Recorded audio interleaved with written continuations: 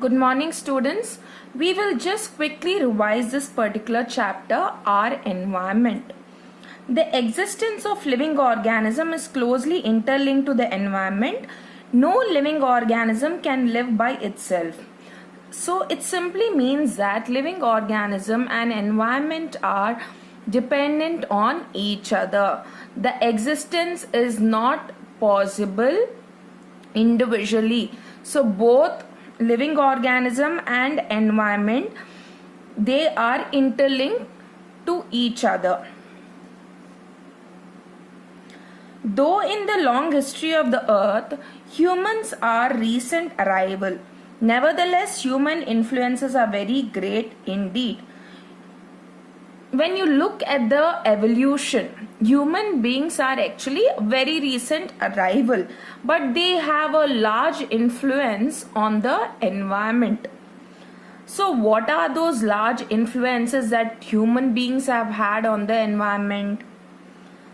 Human beings have cut down forests for growing crops, building towns, cities, canals and roads, constructed dams on rivers, undertaken excessive mining activities to obtain minerals, and changed the landscape by digging lakes and canals. No doubt all these activities have made human life easy and comfortable, but in the process he has altered his environment and often recklessly damaged it. In the name of the development, we see lot of damage or destruction has been caused to the environment, and the consequence of which is slowly being faced by us now. We see that there is a change in the climate, there is global warming because and there is outbreak of diseases. There are so many other things that are being resulted because of the change in the environmental condition because of human interference. What happens when we add our waste to the environment? There are two types of waste that are generated. One is biodegradable substance, the other one is non-biodegradable. Biodegradable can be easily be broken down by biological process. Here it cannot be broken down. Enzymes are specific in their actions. Specific enzymes are needed for the breakdown of a particular substance. Because of this, many human-made materials like plastic will not be broken down by the action of bacteria or other saprophytes. So these materials will be acted upon by the physical process like heat and pressure, but under ambient conditions found in an environment, these persist for a longer time. See, for a substance to be broken down, specific enzymes are required. If enzymes are absent, then that particular substance will not be broken down. Example is plastic. There are no specific bacteria or saprophyte acting on it because there are no enzymes that can break down plastic naturally. So that's why we see that plastic persists for a very long period of time. Ecosystem, what are its components? A complex relationship between all living and non-living things interact with each other. Each organism in the ecosystem plays an important role. So anytime a foreign factor is put in the ecosystem, it poses a major threat to the environment. The foreign factor could be anything ranging from rising temperature to the tsunami. Now in ecosystem we see the living and non-living things are in interaction with each other. Okay, suppose if there is a foreign factor that is being introduced, this foreign factor could be anything. It could be rise in the temperature or drought, floods. These are all these are all foreign factors. So this has a major effect on the ecosystem.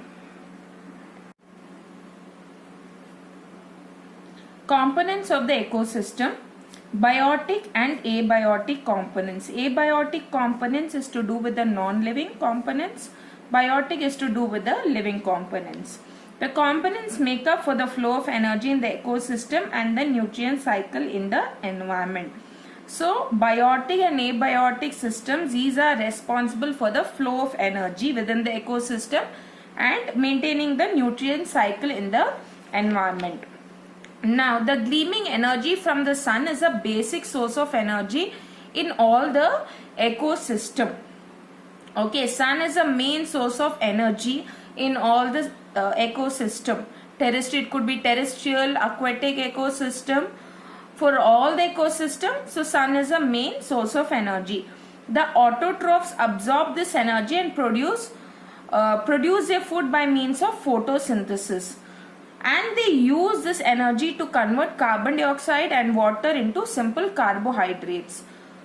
The autotrophs store energy in this carbohydrate, which they then use to produce more complex and organic products like lipids, proteins, starches that help organism to survive. See, through this carbohydrate, whatever is being produced by the plants, that is carbohydrates, it gets converted to lipids, proteins, starches. We know that it is not only the carbohydrates that is required by the living organism, but other nutrients are also required. The autotrophs are the producers of the ecosystem, and organic compounds produced by autotrophs help in the survival of the heterotrophic organism. Heterotrophs depend upon other organisms for food. Consumers come under the category of heterotrophs. These include all animals which depend on producers directly or indirectly for their food. Division of consumers. You have herbivores, that is plant eaters, carnivores, flesh eaters. Omnivores eats both plant and animals. Parasites live on body of host and take food from it. Example, lice and cuscuta. Next comes the decomposers. They includes all the organisms which decompose the dead plants and animal. Example of decomposer would be bacteria and fungi. These help in the replenishment of natural resources.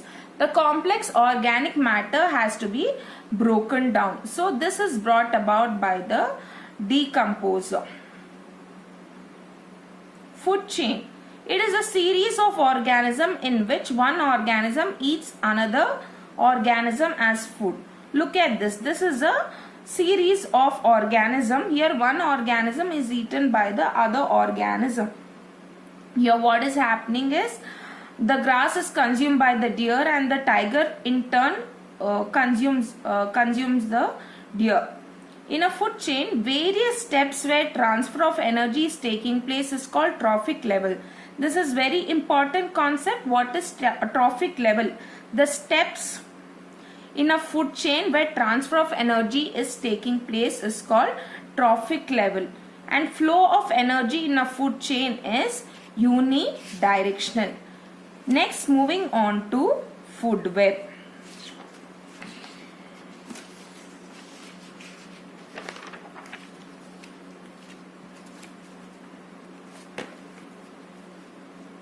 In nature, large number of food chains are interconnected, forming a food web. If you look at this diagram, we see there are several food chains that are interconnected to each other. This forms the food web. Green plants capture 1% of sunlight and convert it into food energy. Next, very important concept, 10% law.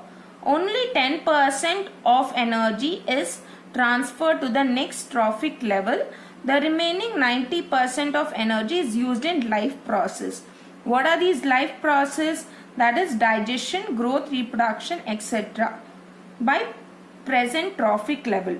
Due to this gradual decrease in energy, food chains contain 3 to 4 trophic levels. Now what do I mean by this? Suppose there is 1000 kilojoules of energy molecule. Next step, only 10% will be available, that is 100 kilojoule. The next step only 10 will be available, that is 10 kilojoule. So at each step the energy molecules are decreasing. That's why, and after this or beyond this, we cannot have any other trophic level, because there is no energy that is left out or available for the next trophic level. So at each step 10% of the energy is being lost. Biological magnification. The concentration of harmful chemical increases with every next trophic level in a food chain. This is called biological magnification. Now maximum concentration of some such chemicals get accumulated in human bodies as humans occupy the top level in any food chain. So what happens is maximum concentration is accumulated in human bodies because it occupies a topmost level in any food chain. Look at this. As the chemicals are not degradable, they get accumulated progressively at each trophic level. Now pesticides or insecticides gets washed down into the water bodies. Okay, this is consumed by the phytoplanktons, and this in turn is consumed by the zooplankton. Now the zooplankton is consumed by the small fish, and small fish is being consumed by the big fish, and finally it is consumed by humans. Students, what you need to realize over here is zooplankton, the small fish is not consuming 1 or 2 zooplankton, it's consuming more than that.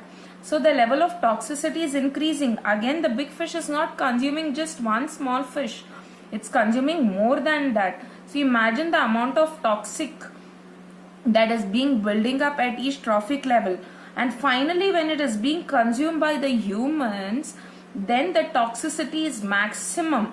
So, and here in humans we see the toxicity that is, or the chemicals that get accumulated is a maximum, because this is the last trophic level.